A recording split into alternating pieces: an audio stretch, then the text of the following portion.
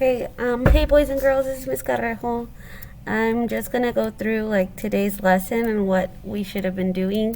There was a little confusion, and so we're gonna come in and like give you a little how to, and hopefully this will help.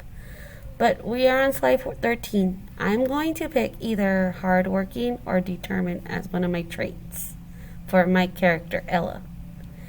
These yellow and green word or sentences, those will be for a different slide. But on this slide, on slide 15, I'm going to put that I think Ella is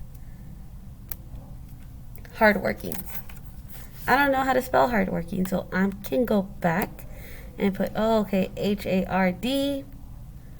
I'll put H-A-R-D.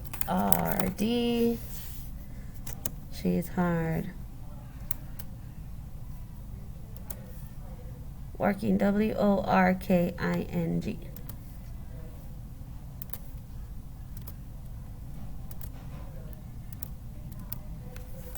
She's hard work. Okay, so I see that this is like not in a straight line. I can click these blue boxes and I stretch it out and it'll make it into a straight line. Oh, I know that this is a sentence, so I need to make sure that I put a period at the end. So I think Ella is hardworking. Now I'm going to go to my slide 16. I see slide 16 has my reasons 1 and 2. The first reason is going to be in yellow. So, I put hardworking, so I'm going to put catches fish. So she, again, if I don't know how to spell something, I can just go back. Oh, okay, yeah, catches, C-A-T-C-H-E-S. I can also use the paper to write these things down. So C-A, oh, I don't want to capitalize. She catches fish. Oh, again, it's not in a straight line, so I'm going to click on the box till I get those blue little boxes and stretch it out. The next one, she, oh, okay, combs stepsister's hair. This is all for hardworking because I picked hardworking. So she combs stepsister's hair, period.